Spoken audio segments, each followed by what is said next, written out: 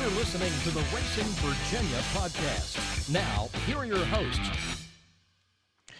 And welcome to episode number 73 of the Racing Virginia podcast. I'm Dave C. And I am Brandon Brown. You are? Not the NASCAR guy. Who finished 11th? 11th at a road course. At a road course. At Indy. Yeah. Good for that team. Got the bumper knocked off of it early in the race. Came back. 4th of July weekend. And, man, I'm going to tell you, a lot of racing. Some of the, not all the Virginia tracks that were scheduled to race this weekend ended up racing. I think South Boston decided to hold off still. Of course, then you had Langley. They ran. You went there. I did, and it was awesome. It was great to be back at the track. Yeah, they got a great track there, and they got a great staff too, and had some good racing. Had 18 late models, I believe. Yeah, it was good field. Just a lot of fun throughout every single field and every single race, really. Yeah, Winchester raced. I don't even know who all of them that raced. Yeah. So, but I mean, racing. Dominion was off. Mm-hmm. Dominion's back this week. So a lot of racing. I think a lot of people were complaining because Executive Order 67 kind of threw everybody a curveball. Racetracks can have 1,000 people, but according to Executive Order 67, it's 1,000 total of competitors and fans, which I don't understand. But yep, because before that you could race with just competitors but no fans. And you bring the fans in, and if they weren't, or I don't think they were giving out fans. And be honest with you, 1,000 people at Langley or South Boston, they can spread out pretty easily. Well, I was there. I saw them, and I think everybody was doing. And when they were sitting down in the crowd, everybody was doing a really good job of spacing out. You didn't have. You sat with your families, whoever you came with, you could sit with. You didn't have to. Yeah. Everybody didn't have to 6 feet. But. And I sat up in the crowd for some of the qualifying and practices, and people they were giving you room and were very respectful. Hospitality is good from Langley, isn't it? Yeah, that's nice. They feed you? Yeah. I would say they were going to feed me, but I wanted to be a fan and patronize my local short track, which is an hour away from here, but still, my local short track. The other thing is about you, no matter where you go, you typically like to watch the race from in the infield. Yeah. So I got myself a bologna burger from the concession stand. And a couple waters and a Pepsi, and sat down, and I was eating my burger right as the pre-race was starting, and then went down to the infield, and I enjoyed the pretty much the whole event from the infield. And I mean, down there you can see pretty much everything anyway, and it's a lot of fun. Put a bunch of stuff up on the Facebook page. Got some cool videos. From down there, the really cool being next to Langley Air Force Base. I love going down there. Like I go down there during I'll go and we'll go to lunch with Chuck Hall and stuff, and we'll go down there, and I love sitting outside because I don't think there's a day where you don't see at least some jets. Oh yeah, because they do a lot of training, so you see the guys that are and then you see the instructors in a different jet that usually they're. What they go up first, but they're in some that looks like a Russian MiG or whatever. They're in a different type of aircraft, and they go up and they do the maneuvers and chase each other. And it's great. It really is great. They weren't doing a whole lot of that when the race was going on, but it was cool to. You had I think it was the first late model event going on, and then like 3 jets flying over the track. 22s, baby.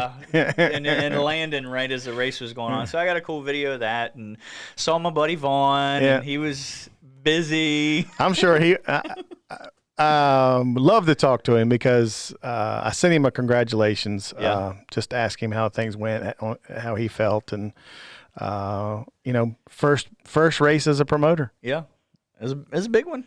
There's a lot of different things that he had to deal with that's not normal. No, and he as a promoter is also doing the social media, which is unusual. But they did a great job of all that, letting people know what they needed to do, when they needed to get there, how to do it, advance tickets. So I mean, I think they set an example for a lot of the other racetracks around the state to how you want to proceed with selling tickets and sanitation stations and mask and all the other stuff. And that's what they did. They had the lines for the food were spaced out 6 feet, and they had to, every other table was marked off, and just the PA, they were encouraging people to social distance and stuff, and it was if you're going to do it, that's the way to do it. But and some great racing. You saw a legend flip too. we were, oh man, battle for the lead with like 2 laps to go. They had a late caution. Like it was a great battle going into the last couple laps. They had a late caution, and P2 dove it in there on P1, and they both ended up in the wall. And I mean, it was scary. Yeah, it was a scary sight because the car was off the ground entirely at one point, and everybody was okay, but it was nuts to watch that. And I've never seen that before in person. And one of our guests will definitely kind of let us in on the legend stuff because they're hard to drive. The horsepower to weight ratio of a legend car is unbelievable. Them things are quick. And it's become a really popular division in trying to get some experience. It's a little different because it's a Yamaha 1500, or I think it's Yamaha 1200 or something, motorcycle engine in it. So the way it's up one to, how you shift on a motorcycle. But man, they always put on great racing. They really do. That's a humpy wheeler deal, by the way. Onyx. So.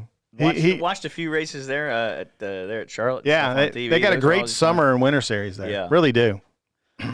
And we got a great show for you. We got Danny Edwards picked up a win. Yeah, and a second place. I saw him in person. Yeah.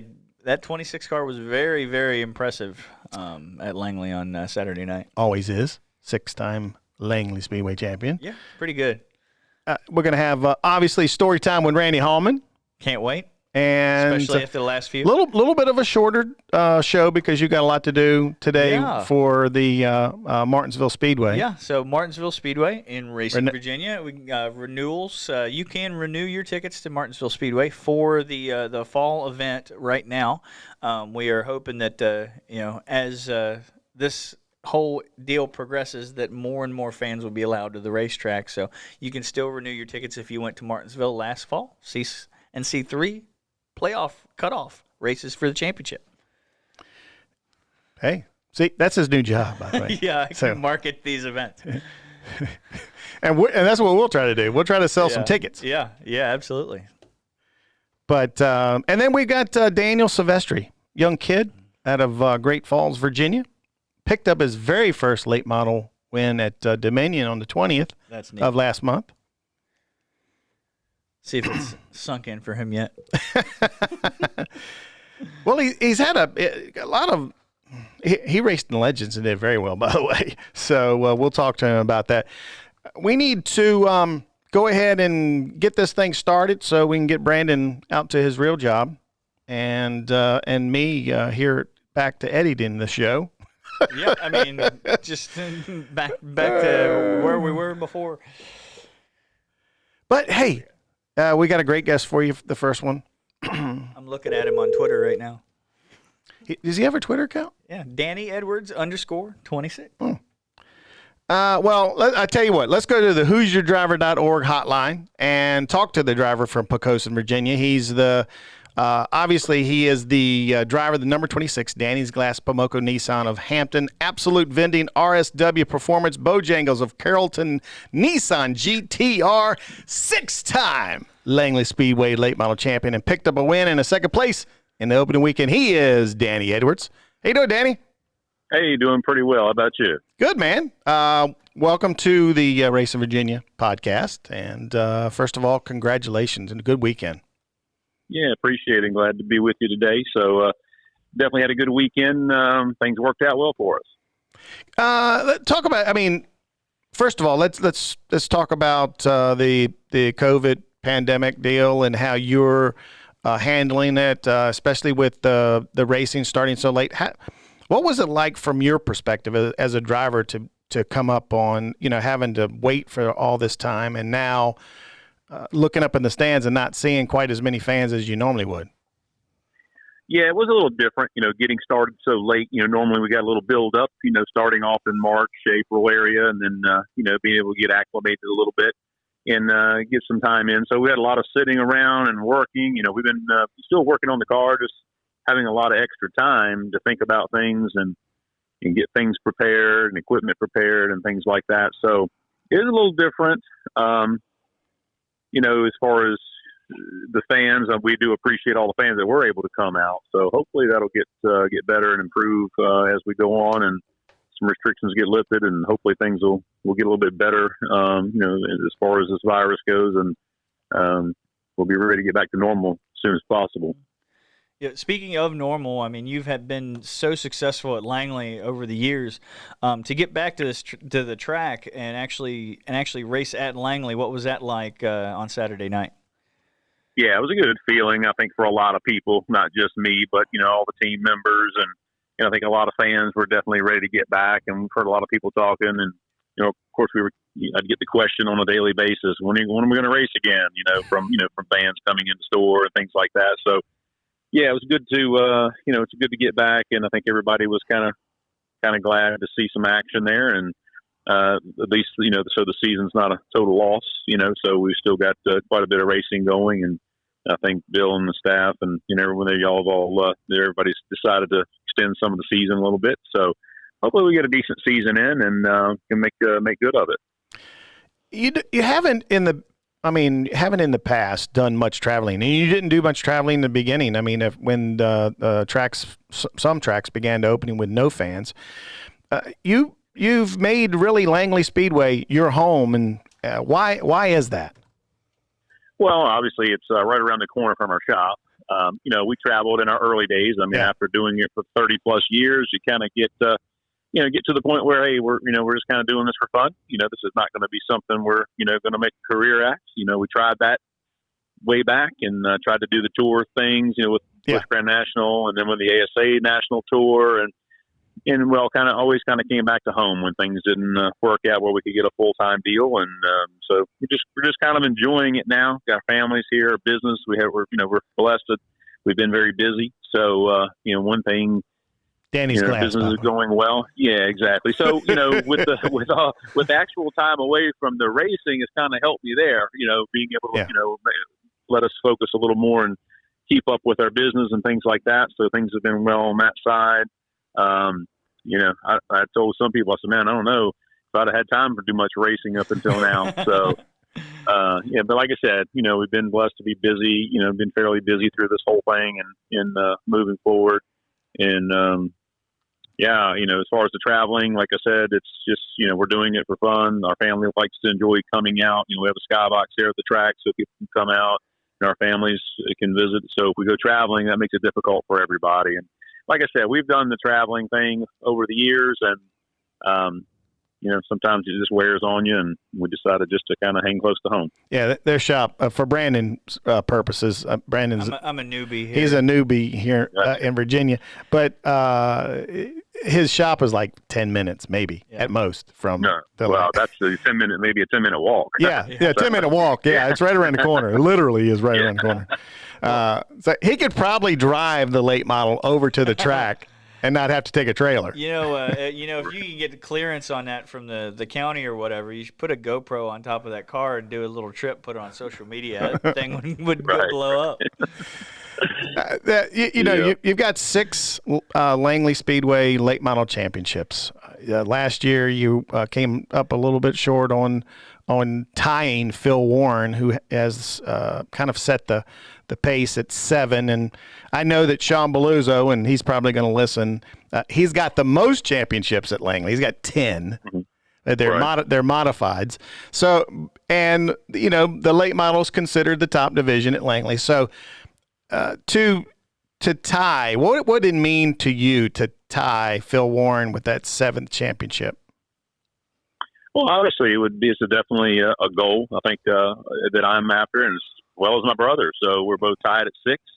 And he's been strong in recent years. So, he's kind of been a bit stronger than we have, in the more recent years at Langley. So, we've been up and down, and hopefully, with our run Saturday is a good indicator that maybe we'll have a good season this year. I mean, it's always good to come out of the gate strong and feeling like you've got solid equipment, solid setup. That way, all the work that we did over the winter, after last year, we didn't get a win, so we got shut out. Had a tough year. We had some big hits, kind of set us back, and we were pretty much scrambling all year to keep the car on the track and do the best we could, with limited equipment and personnel, and we do it all as a part-time deal. We don't have any full-time people, so everybody works full-time jobs, and we do it more on a hobby side than a lot of the guys do. So coming out strong, changing, rethinking things over the winter and redesigning and trying to come up with new ideas. And when that comes to fruition and things work for you right out of the gate, that's always a good thing. So it doesn't always work like that, so it's good. It's good when it does. And sometimes, that gets you a little momentum right off the hit there. So you can hopefully ride that and just kind of stay out of trouble and keep improving. Speaking of momentum, that 26 car had a lot of it on Saturday night. First, take us through that first race and chasing down Bobby, and then the second one. I mean, they inverted the top 8, so you actually had to make your way through the field, and some carnage along the way. So take us through your Saturday night. Yeah, the first race was fairly uneventful. I mean, starting on the outside, we kind of got shuffled back and had to make our way back into second a couple times. The 03 Butterbean was pretty quick on the short runs, and our car wasn't firing as quickly on the restart, so it took it a couple laps. So we got a pretty good long run car, a good long run speed car. So once we got up there, got later in the race, and Bobby had stretched out a decent sized lead. And, we were able to, track him down, make a couple of attempts, got up close, and, by the end of the race, everybody was slipping and sliding. So it was, making the passes pretty hard without just, knocking somebody out of the way. And I don't want to do that. That's not how we want to race and win. So, we had to settle for second there. Didn't have quite enough to get by him. Wish we could have, but, that's the way it all worked out. And, with the first race of the season, we don't want to get in there and get tore up and do anything crazy, knowing that, I had a pretty good car and we had a good, solid chance for the second race as well. Second race, a little more going on there since they do the invert and things can kind of get jumbled up there on the starts, and they normally do. Not exactly sure what happened on, one of the restarts when Greg got messed up there, and the 22 also got some front end damage. Somebody missed a shift or didn't go. I was lucky or fortunate to be on the inside line, so I was able to kind of avoid all that. Everything kind of went fairly smooth on the inside. And once we got going, like I said, our car was good, so we were able to make a couple positions pretty quickly, and then just kind of get going and kind of pick them off one at a time. And we had a pretty good lead going with about 5 to go, and then a caution came out. And at that point, I really wasn't concerned. Our car was really strong at that point. I'm like, wow, this thing, it's good. I don't think we're going to have any worries. Well, when we had the restart right there with 5 to go, the first restart, it just didn't, spun the tires pretty good on the restart, and it's the rear tires didn't hook up, they didn't fire off, and got quite squirrely there. And of course, Brendan was tight on me, and we were battling hard, and it made a race of it, that's for sure. Kind of, was a little concerned. I had to fight for all I had there to kind of keep him at bay. And then he was, and then we got a quick caution, got another chance to do it again. So, so that was same thing, so, he was doing everything he could to make a clean pass. And, and I appreciate that on his, part there too. So, and I like that, he would race me clean, and therefore that's why I would race him clean as well. So, made a good race of it. Fortunately for us, we were able to, to hang on for our first win, and hopefully we'll get some more. Yeah. I'll tell you, being there, I was watching there, standing in the pits, and I was jumping up and down and watching that side by side race for the win there. It was as a race fan, it was awesome to come out to the track and see great racing like that. How kind of how much pride do you take in the fact that in front of this home crowd of yours, you were able to give them a great show? Well, that's always a goal. Well, I guess it is and isn't. I mean, so as a driver, in some cases, it's just as good or even better just to drive away from the field and have no pressure, right? So that's preferably how I would rather have had it. That way. Wouldn't have to worry about all that drama, but in the end of the day, like I said, that is good for the fans to have a race. So it's as long as you come out on top. So it's hard to be leading the race and doing really good and feeling like you got the best car and best opportunity, and then a caution comes out and then you give it away or something crazy happens or whatever. So that's not what you want, as a driver, or as a lead, as the driver that's leading the race. But as a pursuer, you're always wanting that chance, that opportunity. So it goes both ways. Sometimes it depends on which seat you're sitting in, and you're not always in the same seat every week. So it is what it is. You kind of have to deal with what's given to you and fight it off and do the best you can do. Well, and like I said, for us, we made it. So I'll speak for the people in the seats in the stands. They were loving it. So kudos to you guys. The worst part I think about racing in any form of racing is that late caution. Oh, yeah. Right. No, I don't think no leader. There isn't a leader that can tell me that they enjoy a late race caution, because anything can happen. It really, I mean. You get tightened up. Well, the guy in second, he might be trying a little bit harder than normal, and then you just get it caught up in an accident, and it really wasn't your fault. And I've seen the best car that all day long come with a last lap or two laps to go and end up wrecked and not make it. So it's very stressful, isn't it? It can be, like I said, and that's how it was the other night. It wasn't when the caution first came out, like I said, I was kind of fairly stress free until we fired off on that restart, and I'm like, this is not good. So we had to start chasing, and then we got that next restart and did the same thing. Like I said, up until then, I had felt the car. Our car was handling really good. It was really solid. But whatever happened, when we cooled down on that caution, tires cooled off and pressures dropped a little bit. Whatever happened, it just didn't take off like it did before. And especially, it makes it more difficult when you're having to run it a little harder because somebody, you got the car behind you charging, really pushing you hard, and up under your bumper, and taking the air off your spoiler, and giving you a nudge here and there, like lifting the back of your car up a little bit. All that gets a little crazy, gets a little squirrely, but. Like I said, and that's when you just gotta dig deep and do all you can do, and then hope that the guy races you clean. And if you get past with a clean pass, it is what it is. The guy does his job and makes it work. So you don't want that to happen as a leader either. But that's a whole lot better than just getting taken out, and pass, for like a dirty pass, So.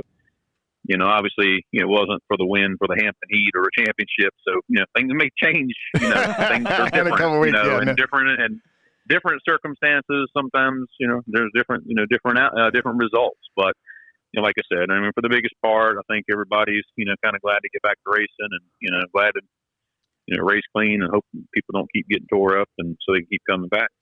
The unlike dirt racing, asphalt racing has radios, but I've never asked this of a late model driver or asphalt late model driver.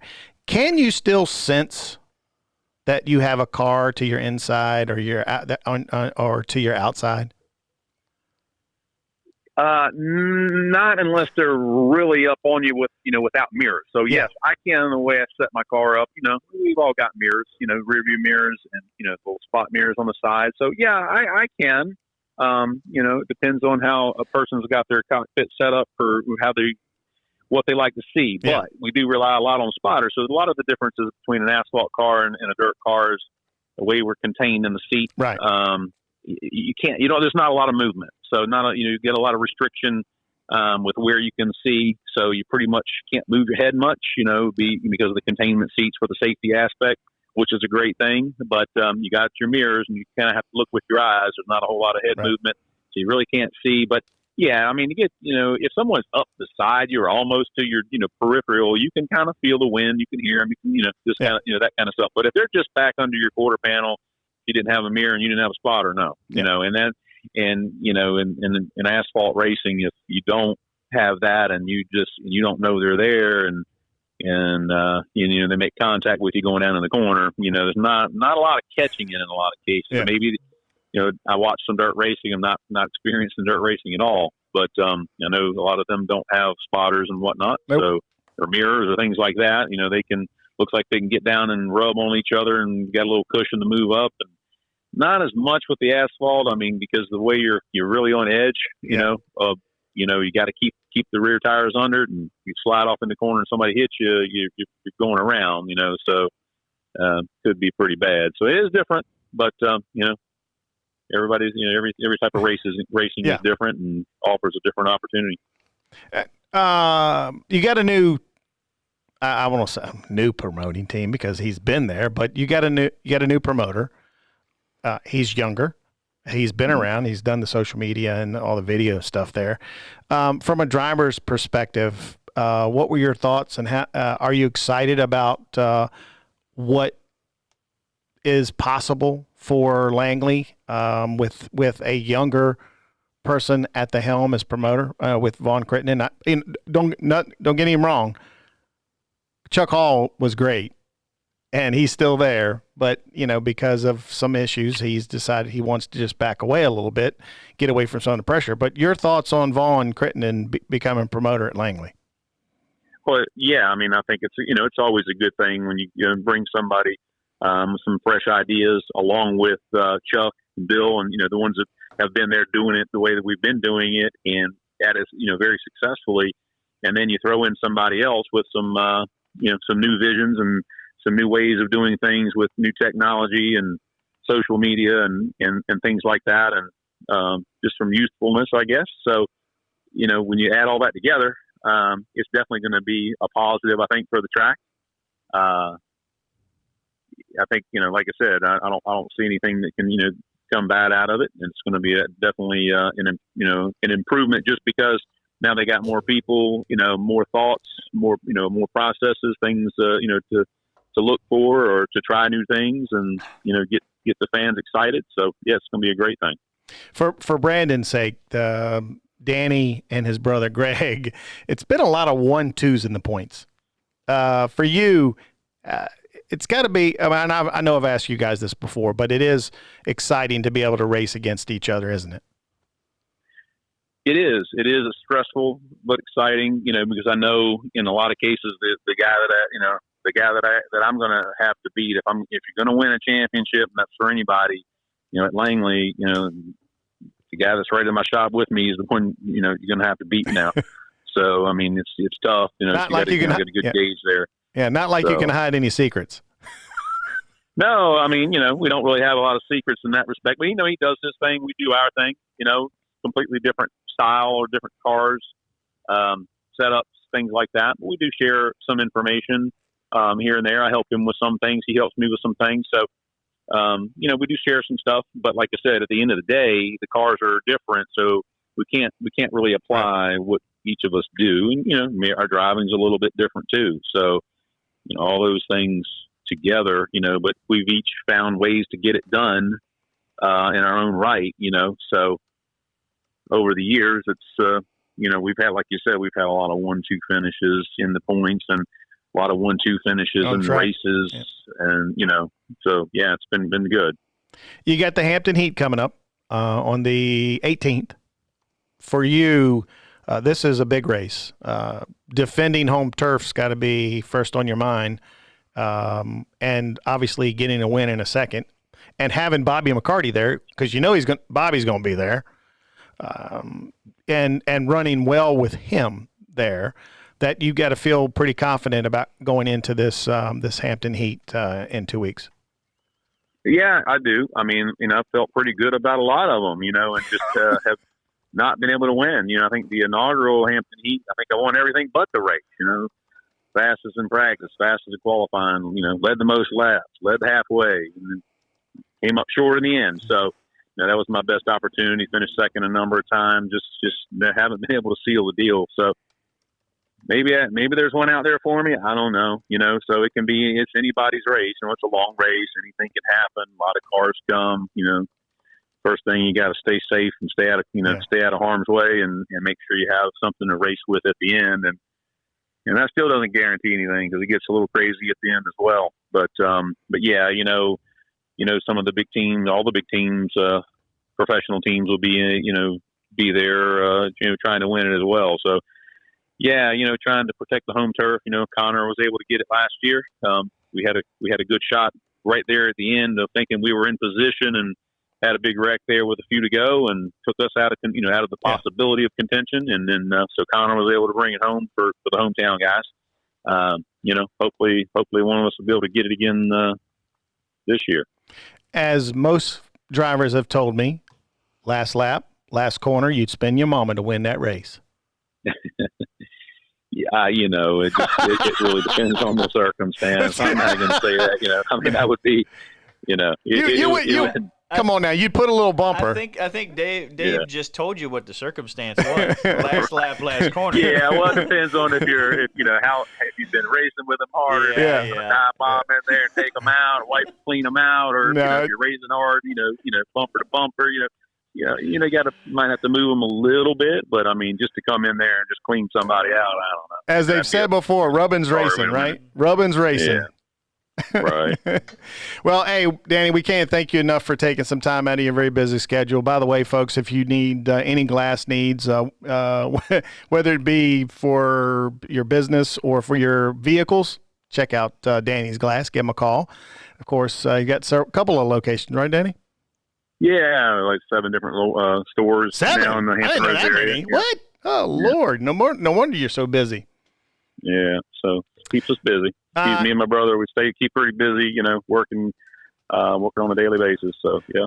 Well, you can also find him on social media on Facebook at Danny Edwards Racing, and on Twitter, Danny Edwards _26. So those are his social media deals. Go follow him, folks. Danny, thanks so much. Congratulations on a great opening weekend, and hopefully we'll see you contending for that Hampton Heat in 2 weeks. Yeah, I appreciate it. I mean, that's the goal, and I'm sure along with everyone else, but hopefully we get a shot at it as well. All right. Folks, he is Danny Edwards. He is the driver of the number 26 Nissan GTR, and you can catch him at Langley Field. Langley Field. It used to be called Field. Okay. Larry King Laws Langley Speedway. There you go. There we go. But he's a great dude. Really is.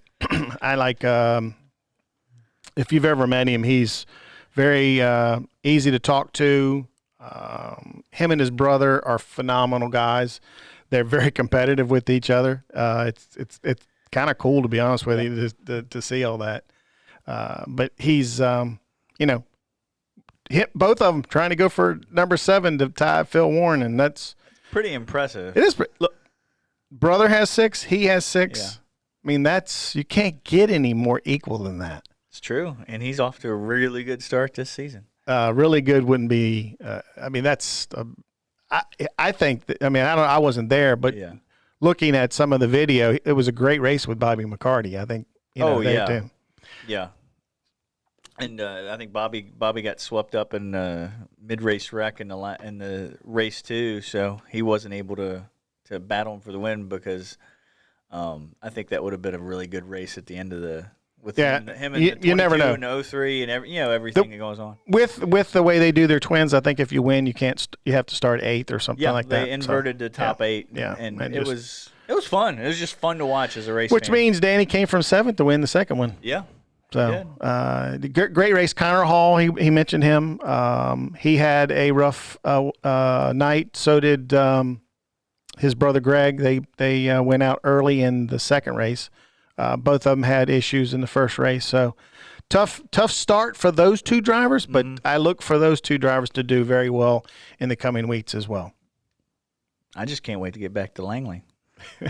Hampton Heat, man. Hampton Heat. We need to go back to the who'syourdriver.org hotline, because it is that time again, every week. We do need to get some video just so we can see, you can see us dancing right now.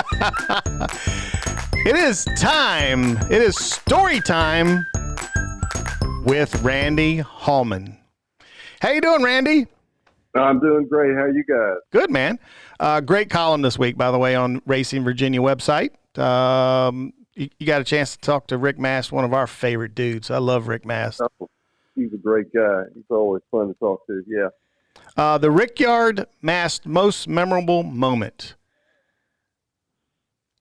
Yeah, he went out there and won the pole, and there you go. He's in the history book forever. Yeah.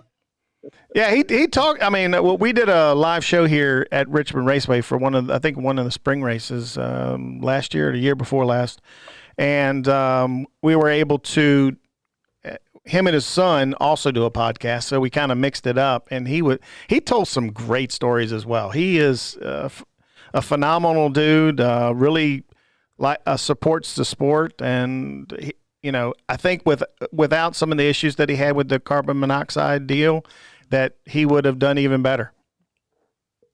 Yeah, I think you're right. He had plenty of talent, and he understood race cars, which is a terrific extra skill for drivers. Not all of them do, and he knew what a car was doing under him, and really knew how to drive. I'm sorry that his career got cut short. I think he could have. If you never know with racing, things got to work out. But I think Rick had all the tools, and sorry he didn't get to race more. But it's still terrific to have him around the sport and to know that you can talk to him and find out things from him. Great guy. And I mean, too, like with his presence on Twitter, he is one of the best follows on Twitter yeah, he is. in NASCAR, in the sport of NASCAR. Insightful, funny, and him being on there has allowed more people to know who he was and have an influence on today's generation of NASCAR too. Yes. He's you wouldn't have thought that if you'd imagined what social media was going to be, you wouldn't have thought, oh, Rick Mast, he'll be a star. But there he is. And I mean, like even Dale Jr. Cited that his presence on Twitter and helped him get on the Dale Jr. download and was able to tell some of those stories you might not have heard before. That's right. Yeah, good stuff. All right, Randy. We are sitting on pins and needles, waiting for our third story from you. What story do we have for us today? I'm going to tell you about the first time I went to Indy. I decided, and I've been on the beat for about 5 years, 1977, and I persuaded my sports editor that we needed to go to the Indianapolis 500. That we should get somebody else to go cover Charlotte. I'd go to the Indy 500, and we'd have our own story, and I'd just pick up the wires from the 500 because I wanted to go. I wanted to see what was going on at Indy, and get my feet wet out there. So they did. 77. They sent me to Indy, and I go out there, and so I've been on the beat about 5 years in stock cars, and I knew everybody pretty much in the stock car garage, and I was, it was really, that was for the press a great time because you were on the beat and you were there week after week, and even if you weren't, those guys were ready to talk to you. They were friendly. It was, you could just wander around the garage with your notebook and find somebody that you wanted to talk to, and they'd talk to you. It was that simple. Any, Cale Yarborough, Bobby Allison, Richard Petty, David Pearson, didn't matter. They were there for you and their crew chiefs. Everybody, wide open. I get to Indy, and I start walking around thinking, I'll do the same here. And it's like, I guess it was probably Friday when I get there. Maybe I got there Thursday for carburation day because, that's it. And they're all carburation day, as they called it. They were, that's the last practice before the 500. So there I am, and I'm wandering around thinking, all right, I'll go find AJ Foyt. And I go find AJ Foyt's garage, and there's a bunch of sawhorses between me and the garage, and I'm not getting in there. So well, that's Foyt. So I'll go try another garage, and I just start looking for people. And it's the same everywhere. There is no access. And I didn't know the other beat writers. I didn't know the drivers. I didn't know their crew chiefs. I didn't have any connections. And I was wandering around that garage, getting nowhere, getting nothing. So the day is nearly over now, and I'm thinking, what am I going to do? I'm going to have to make up some philosophical junk to try to sell to my sports editor back home about how it feels to be an Indy or something. I don't know what I was going to write. So I'm sitting there at the start-finish line, looking mopey, I'm sure, and a guy behind me says, "Is anything wrong?" And I turn around, and it's Tom Carnegie. And Tom Carnegie is the Ray Melton of Indy. He's the PA guy, and he's famous, and he's been there since the mid-'40s. And he's got this deep voice, and he's like Ray Melton. Everybody recognized his voice. He was the PA guy. He was the voice of Indianapolis, and had famous phrases of his own. You know, when you go out for qualifying, he'd say, "He's on it," and that was his famous phrase. And so Tom Carnegie is right there, and he says, "What's the problem?" And I said, "Well, this is my first time in Indy. I write for the paper back in Richmond, and I haven't talked to anybody. I don't have a story. I don't know what I'm doing here." And Carnegie says, "Just stay right there for a minute." So he goes wandering off, and I'm thinking, "Oh, great. This guy's he's going to fill me with stories about being a PA announcer. Okay, that'll do." So he comes back, and he's got with him Sam Hanks. And Sam Hanks, it turns out, was the winner of the 1957, I think it was, Indy 500. And he retired in Victory Lane. Sam Hanks, it turns out, was one of the great drivers of his era.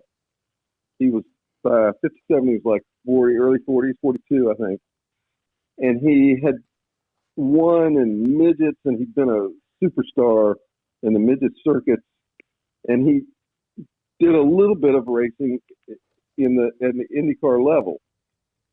Only about 40 races or so, and he won 4 over his career at that level. And several years he just raced Indy. That was his only time. And in 1957 he came there and he won the race. And in Victory Lane he said, "This is the last time you'll see me here. I'm retiring." And he did. He raced a couple stock car races because he had a contract after that, but he never raced an IndyCar again. And he drove the pace car for him a few times and was around. But Sam Hanks was a great story. He served in World War II and as a lieutenant stateside, building engines, because he owned and built his own cars and knew all about that stuff. And he helped perfect aircraft engines that made those planes fly faster and farther for the Allies. Helped win the war with his mechanical skills. Anyway, Sam Hanks was there, and I talked to him. I talked to him about his last race and winning it, and how he decided as he drove into Victory Lane he was going to retire and all that. And I had a story. I wrote this story about Sam Hanks, and what I wrote was, this is 77, and I wrote, I tied it to the present by saying AJ Foyt could follow his example. AJ was going for his 4th. He'd won 3, and if he won 4, that would make him the first to do that. And I said, boy, wouldn't that be something if AJ Foyt could win that 4th one, and he was old enough, and retire in Victory Lane. Well, darn if AJ didn't win it. That was his 4th win, 1977. He won the race, which sort of, in a strange way, made me look like I knew what I was talking about. but he raced another 20 years, so he didn't take my advice and retire. But the the thing about it was Carnegie had relatives in Richmond, and we had a conversation. I went back several times after that to the 500, and always looked up Carnegie, and we talked a little bit, and I'd remind him that he bailed me out that first time I was there, and he helped me find some things to do related to the 500. He got me into every year they have a last row dinner. And these are the guys who are positions 31, 32, and 33, just barely make the field. And there's always a great story or two there about those guys. And so I'd always go to that and had some fun writing up those guys and just fun being there with them. Carnegie basically got me going at Indy, helped me out. And I also was, after that, I met some other beat writers and had enough sense to draft them, wherever you go, I'm going. And got plenty of help to cover a part of the sport that I wasn't familiar with and I wasn't around all the time. That's the way racing has been for me, being on the press side of things. The help that I got from Tom Carnegie, from Michael Knight out there, who was a great beat writer and a PR guy, from all the people, and I couldn't begin to count the people in stock car racing who gave me assistance. From people like Paul Sawyer and Clay Earls, to the drivers themselves, to other writers who were there and had experience when I showed up, who were generous and kind to me. And Tom Carnegie is the one that stands out so much in Indy. But it's that kind of community. It's always been that kind of community for as long as I was around it. That people, when you were there and you were doing your job, it was like, yeah, we're all out here doing a job. What do you need? Can I help you? And I miss that. I miss that as somebody who's, I write about it, but mostly I'm sitting in my easy chair watching it on TV. And I do love it when I get back. There's still a certain amount of that. And at the time I was there in the 70s and 80s, that was just the way it was done. We were all in it together. We shared it. We had a good time. And you were going to get help if you needed help.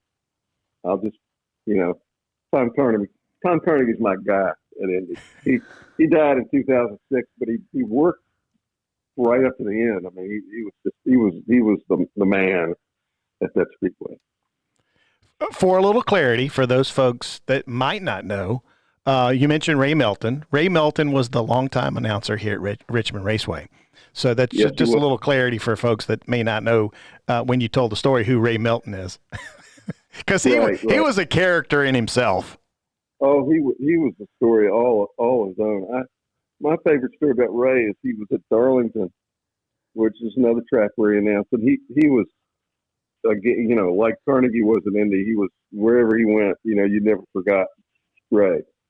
You heard his voice. You heard the things he said. He was eloquent and funny and all that. So he's at Darlington, and they're having parade laps, and the International Scout tractor, those Jeep-like vehicles that the International Scout made were part of the parade lap. They paid their money to be there, to be recognized. And somebody said to Ray, they're going around the back stretch, and he hasn't said anything about it. And I said, Ray, don't forget the International Scouts are on the back stretch. And Ray, just jumps right in, and he says, and we want to recognize the International Scouts who are with us today as guests in their stands in the back stretch. Let's have a big hand for the International Scouts. and no, Ray, they're the cars back there. Those are the International Scouts cars. you think they were the Boy Scouts or something? Yeah. Exactly. But Ray never misses a beat. He says, I was just kidding about those international scouts. They're on the track. They're not in the grandstands. Although they could go up in the grandstands if they wanted to. Bill has told me some stories about Ray. I'm not sure of the situation, but he wasn't able to say he had this big thing about gentlemen start your engines, the way he did it. And he didn't get a chance to do it before the race. So when the race is over, he told everybody, hey, I didn't get to do it. And he did it over the PA. He wanted to get it in. That was at Richmond. I was there. I remember that. He had a long spiel about, the best drivers in the world from the highways and the byways. And he just commanded everybody to sit still while he went through his start your engines. That was right. Yeah. Yeah. There's a lot of stories that can be told, especially about here at Richmond Raceway, and maybe we can play on some of those over sometime during story time. I know you got a lot of those stories, but man, I know Brandon's the same way. We really enjoy this segment, story time with you. In fact, guess what? You're getting a new logo. Yeah. I'm getting a logo. Yeah, getting a logo for your segment, man. Yeah, just wait. It's going to be awesome. And I'm going to get an open made. Yeah.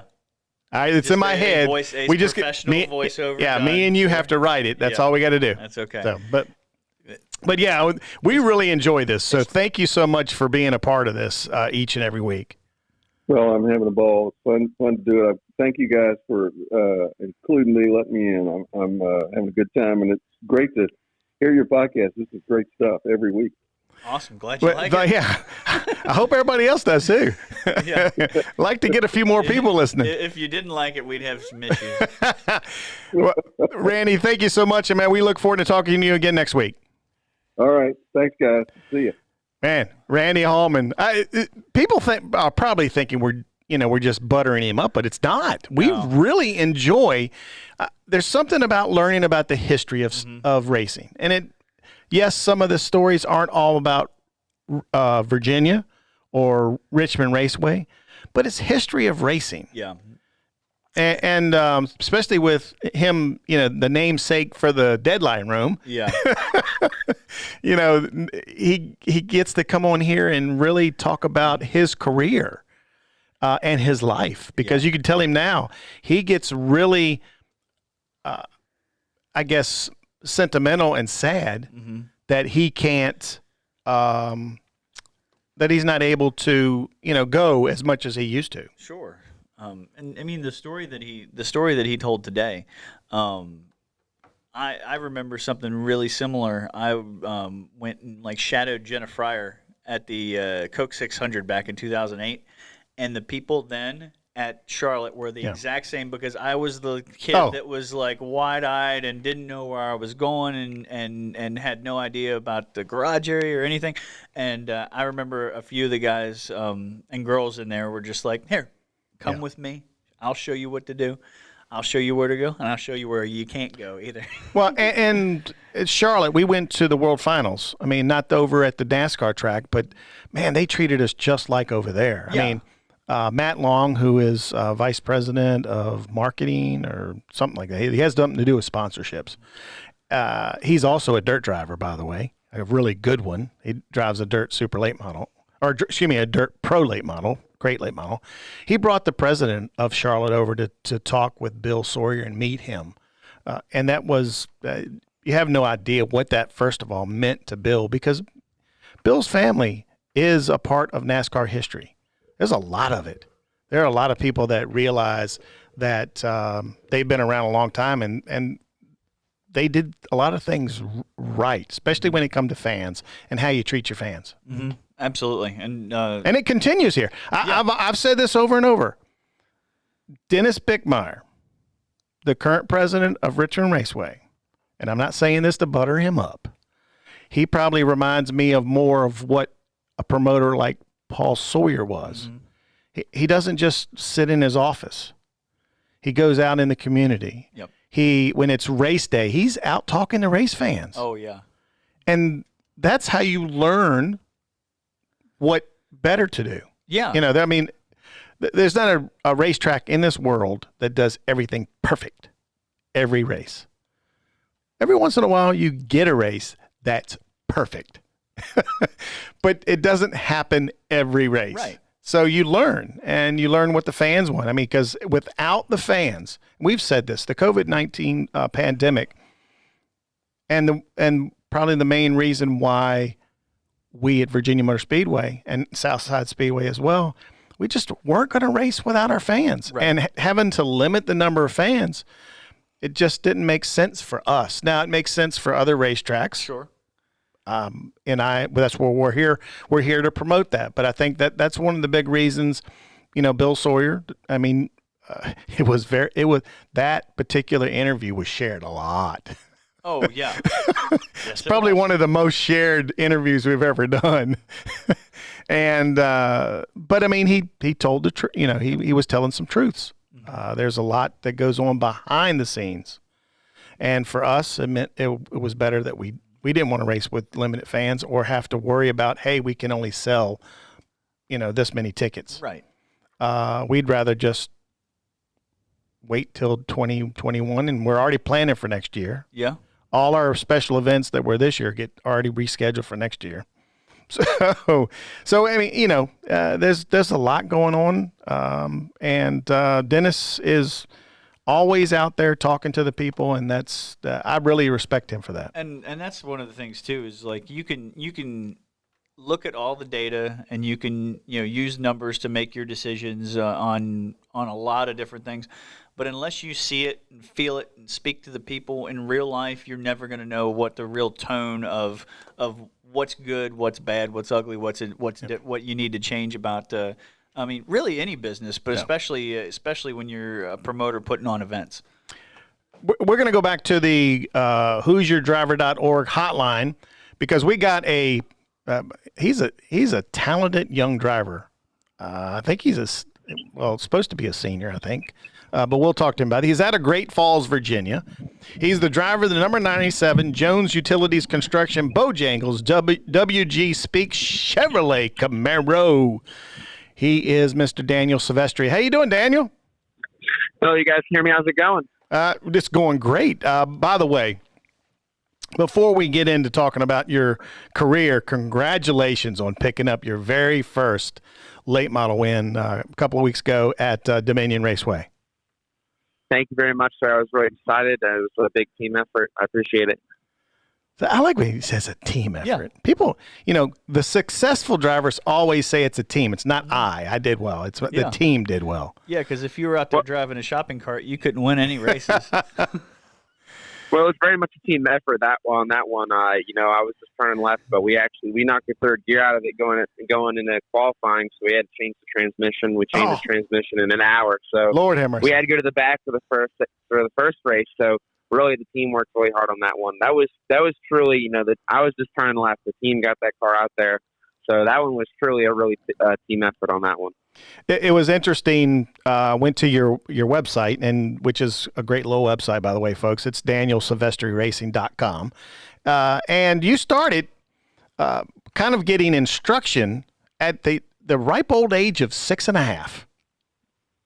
Yeah, it's definitely a cool place where I started. It's an enthusiast go-kart place, like kind of like, I don't know, G-Force down in Richmond, right. Like K1 Speed. But it was somebody who was he's an enthusiast, so he didn't let any kids come in. You had to have a driver's license to run, so the kids had to take a 2-day class to be able to race there in the first place. And it was a pretty competitive place to run competitive gas karts indoors. And I started doing leagues in there with other kids from that point on. And a lot of them actually have actually gone on to have pretty successful careers. Michael Munley used to race at Dominion. Andrew Lang's the Virginia racer. Jake Waltman also, he's somebody who's doing well in the summer shootout in the legend cars. All of them, I raced all those kids growing up, and they've all moved out of that place. So it's a neat little place up outside of Sterling, Virginia. And in 2012, you, again, in go-karts, all sport kids league. I don't think from 2012 to 2015, I don't think you placed worse than third place in in any of the season standings. Yeah, well, it was, you spend a lot of time there. I spent a bunch of time there. I used to just get dropped off for 4 hours when my parents went and shopped, and I didn't want to go to the mall, so they would just drop me off there for 4 hours. I would just sit there and go around and around and around. And so you definitely get good at one place, and you learn a lot. And so it's a very unique deal. You don't see places like that pop up anymore. So it was definitely a great place for young racers to learn. In 2015, 2016, you racing Bandoleros. In fact, 2016, you were the Southside Speedway Bandolero champion and the Virginia State champion in INEX Bandolero Outlaw Division. You moved then let's talk about Bandoleros, because we got a lot of kids that are coming up. Mike Lee's kid is coming up through Bandoleros. Mm-hmm. Talk about that, how that prepared you to get into the legend.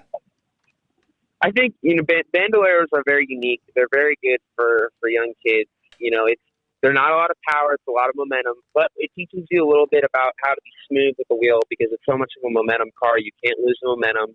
It also works well with, parents who are starting to learn how to work on cars. There's obviously a lot of parents who have racing experience, but in my case, my dad didn't, and it's a very simple car to learn.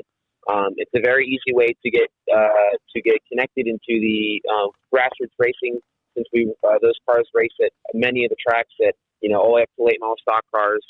So it's a very unique division for kids. In terms of preparing for a legend, there's certain basics you can learn, but they're very different. There's so much momentum. There's very little power. Kids you're basically on almost all the tracks in Virginia. You are almost on the floor. In the exception for Southside, you have to start the throttle a little bit.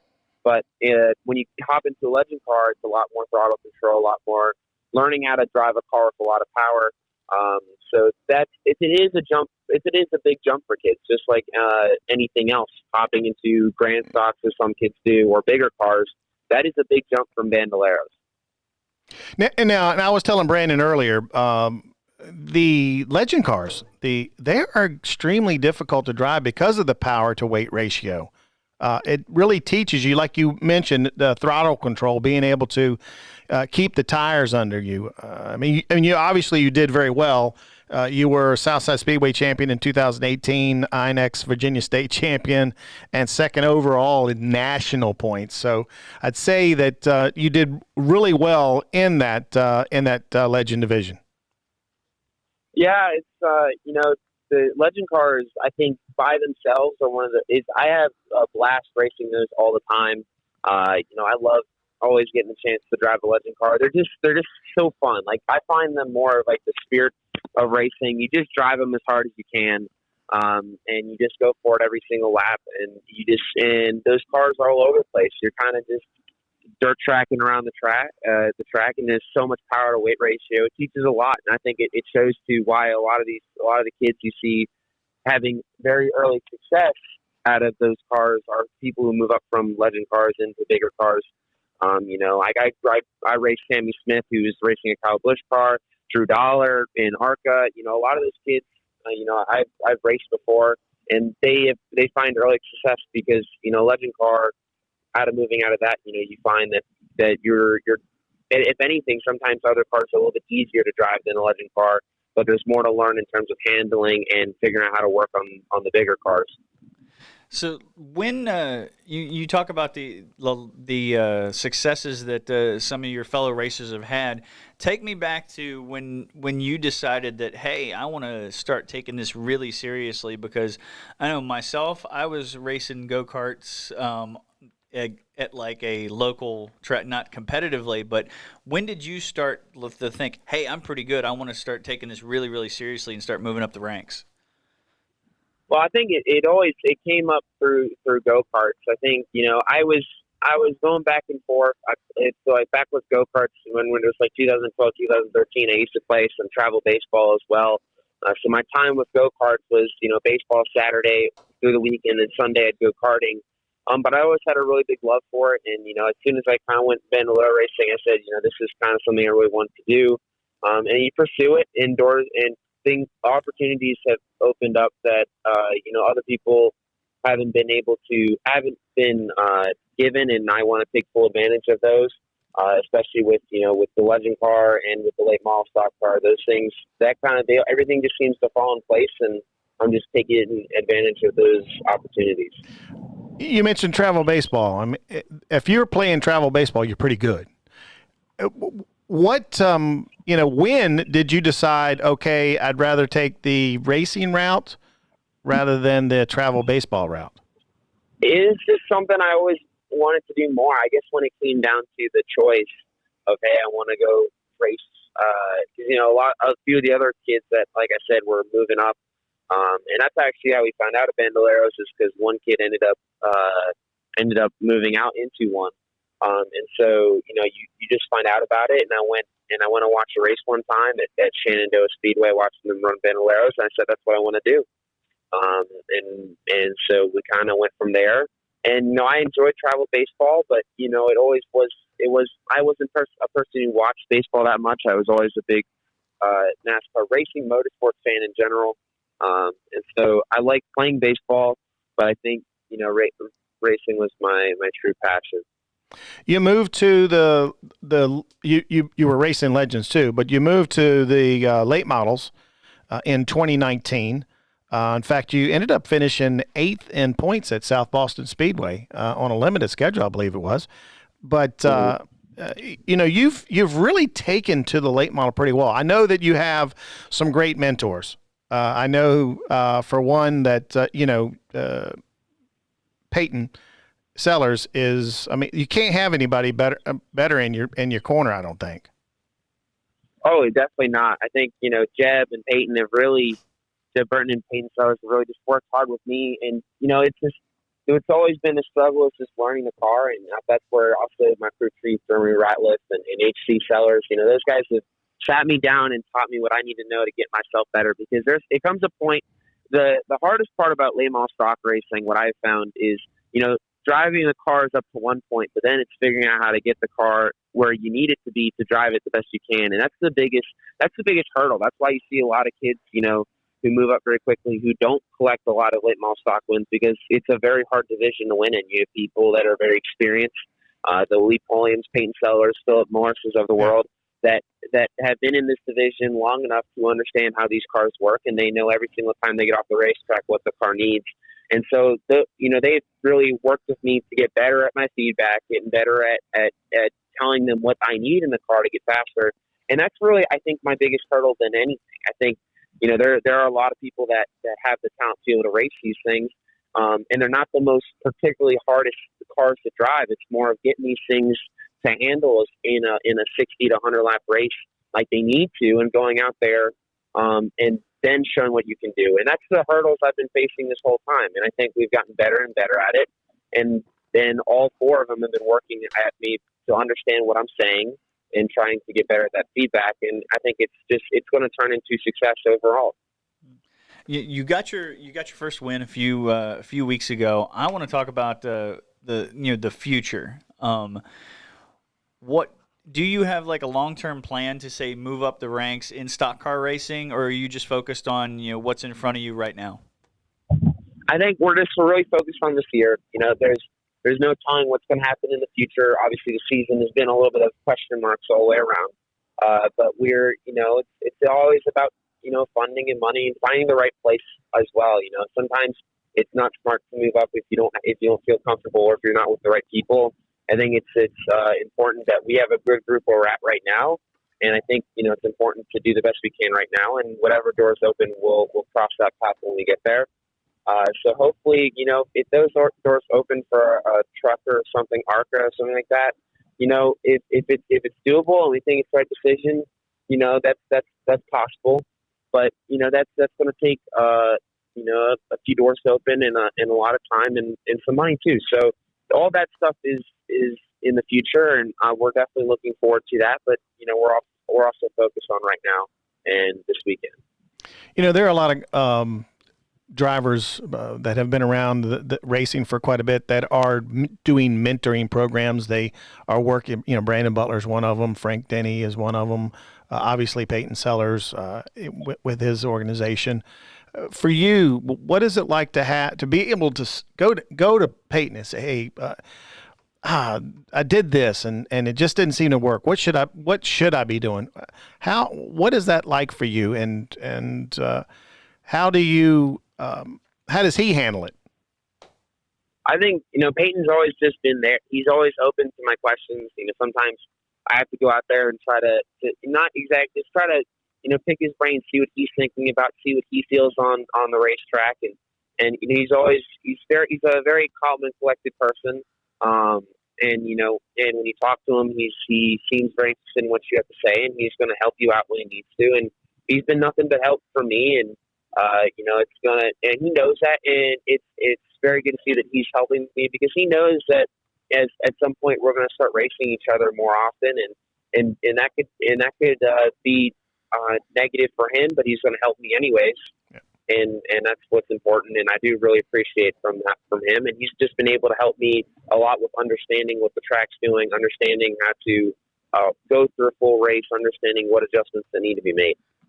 What was the feeling like getting that first win? And the worst part is there's no many grandstands. You at least want your first win to be in front of a big crowd. It is a little awkward to get out of the race car and you're just staring at empty grandstands.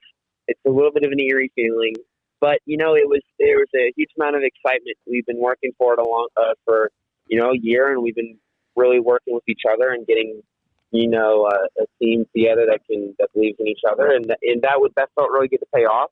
There was I ended up racing Peyton really hard there, and it felt good to come out on top, but we want to make sure we race each other as teammates. So there was a lot of emotions involved, but overall just excited. I think hope for the future, and I think we really see we're motivated to see what this team can do for the rest of the season. There are a lot of young drivers that it takes them a long time, 4, 5, 6.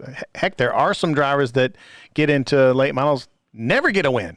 To get one in your you're not even 1 year into, you had 8, 10 races maybe under your belt? Yeah, I think that was race 16. I don't know, 16 or 17, because we did a lot of twins. But I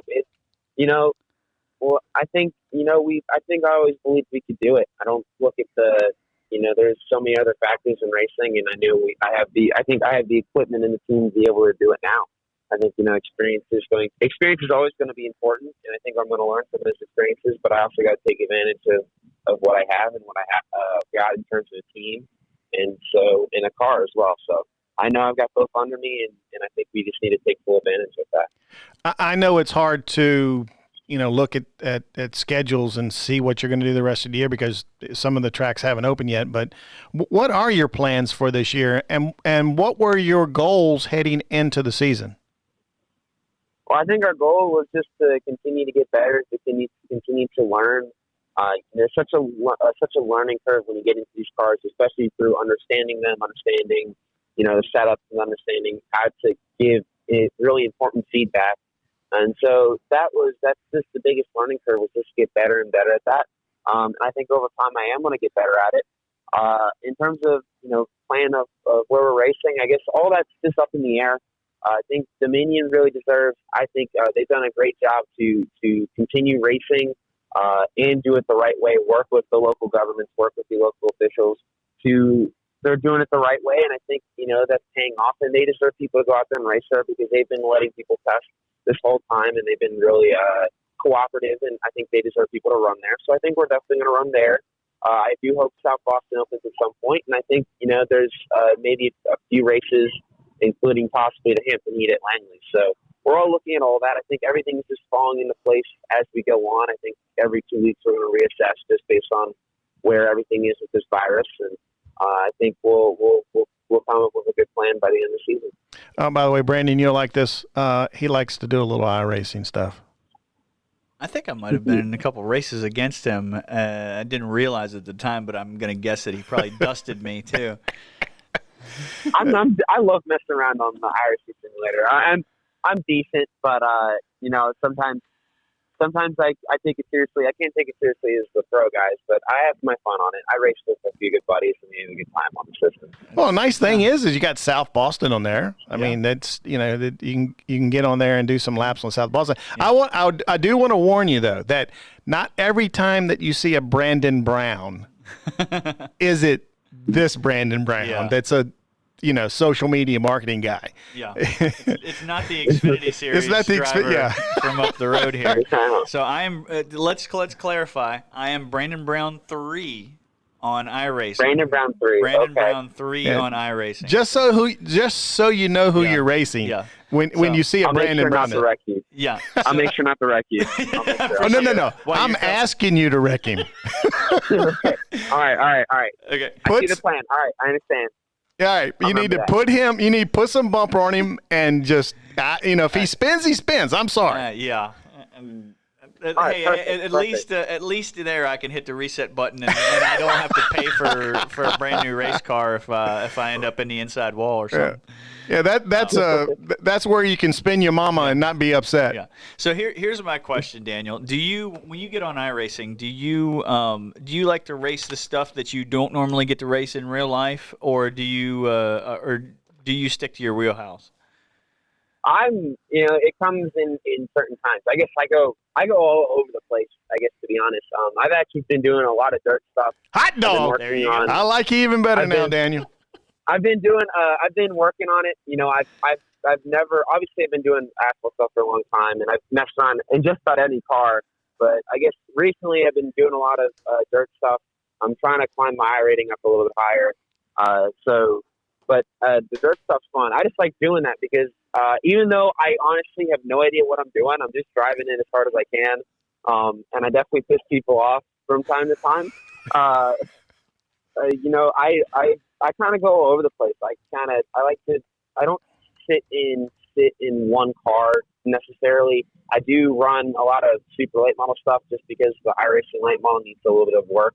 So I do mess around with the super late model stuff a lot. I am on a few teams, but like that stuff, I kind of go all over the place. I play with some buddies and we kind of hop from car to car and different series, and we kind of run whatever we want. That's the greatest part about iRacing. Yeah. You can kind of just hop around in different things.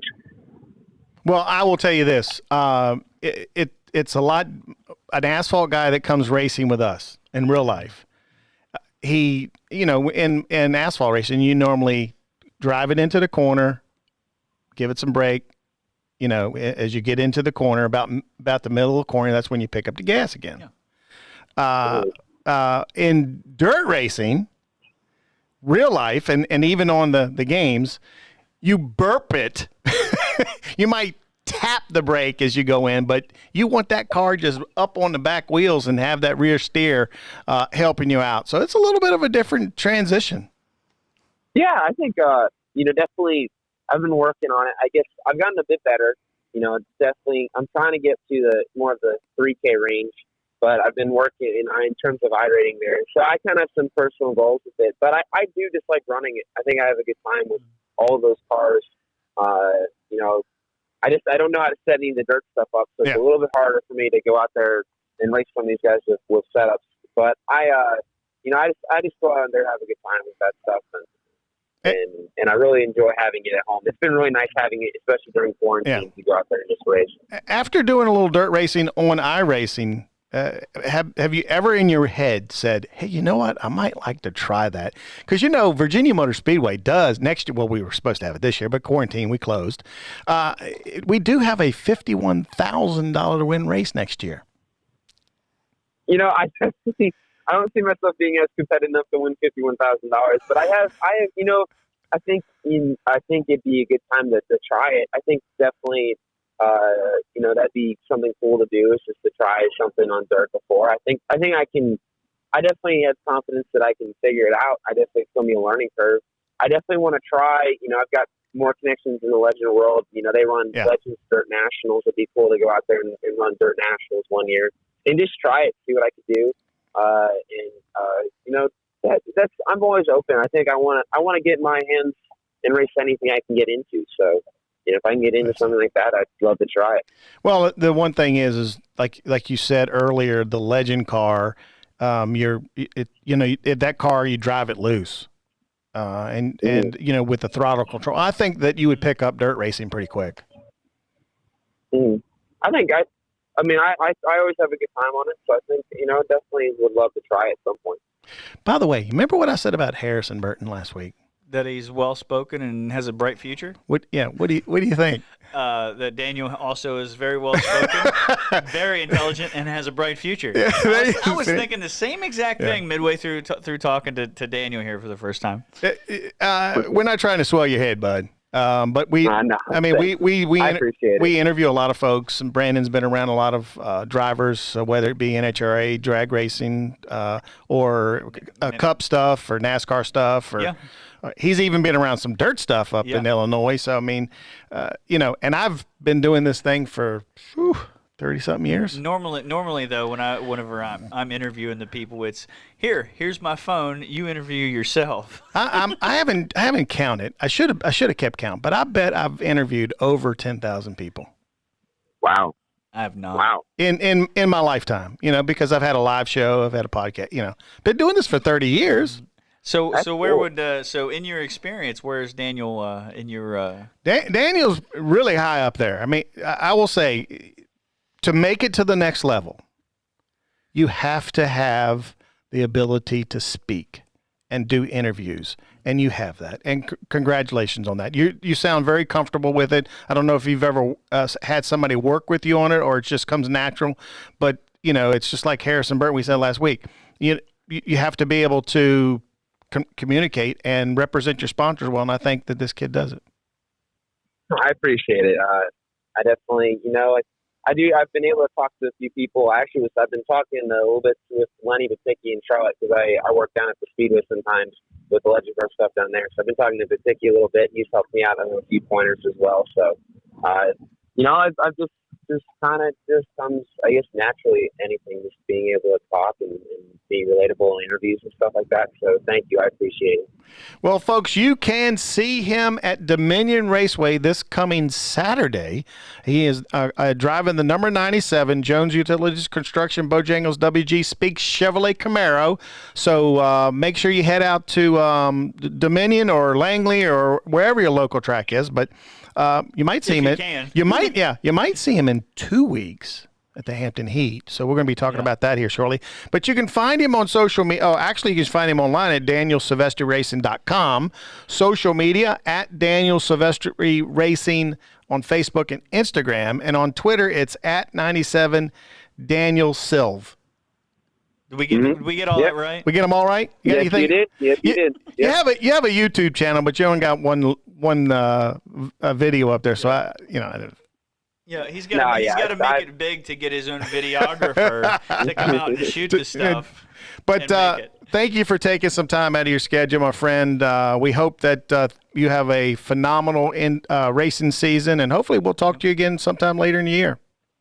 Yeah, thank you for having me. I really appreciate you guys having me on your show. Folks, he is Daniel Silvestri, and I tell you what, I think he's going to be a good one. Yeah. It really is. I mean, we've talked about it all the time, and maybe that's something that as marketing people we probably should talk more about, is what some of these drivers need to be doing to attract even local sponsors. Yeah. And I mean, it comes with the it factor that he obviously has. Like, if you're easy to talk to, and you can articulate your points, and somebody, it just makes you way more marketable. Especially if you got talent, which he obviously does. 16 races, already got his first win, and that's saying so. And he got it against Peyton Sellers. I mean, they were racing. I mean, it wasn't like they gave it to him. Yeah, he earned that one. Hey, great show. I know we got to get you out of here so that you can go do some track marketing. By the way, starting today, you can. What?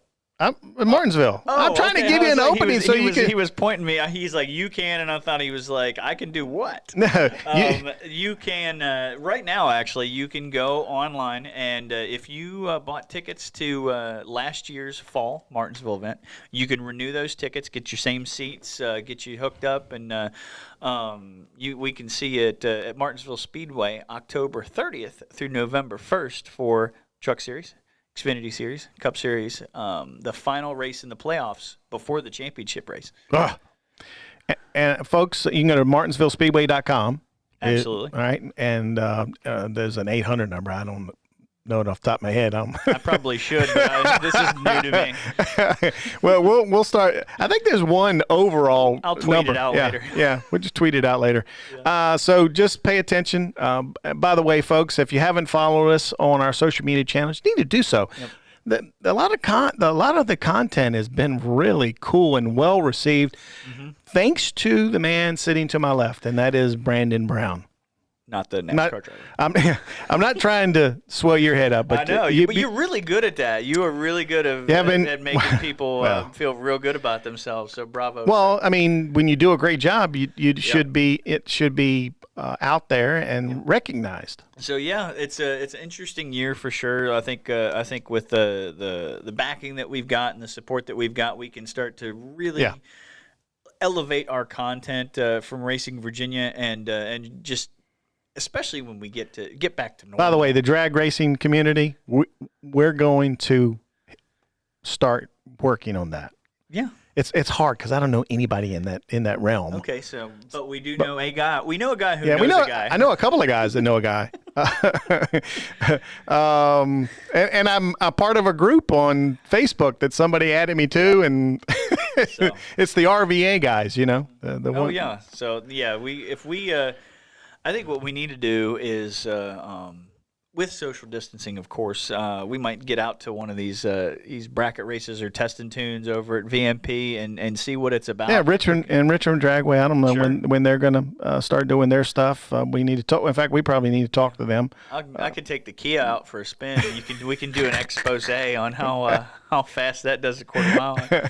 You'd like to do that, wouldn't you? Yeah, absolutely. I have done the Frank Hawley drag racing school and went 150 in a pro mod dragster. Oh, that's cool. Well, you were at Chicago. Yeah, over at Route 66. So believe me, for anybody who hasn't done that, like say if you even in your own car, you can go to a test and tune, do your own car, but in that dragster. You know the feeling when you drop off a cliff in a roller coaster? Yeah. Times 10, only you're going in a straight line. Yeah. It feels like your head's going to come out. The G-force is crazy. Yeah, the G-force is crazy. But if you haven't followed us on our social media channels, please do so. Brandon? At Racing Virginia on Facebook, Twitter, and Instagram. There you go. I think we're going to have some other stuff. I'm getting ready to do a YouTube for us. Sweet. We can get some videos on there. Yeah, we're going to get some videos on there. Awesome. And we're going to get these interviews on there as well. So, but for Brandon, I'm Dave. For Brandon Brown, I'm Dave C. We can't thank you enough for listening. And until next week, keep racing, Virginia.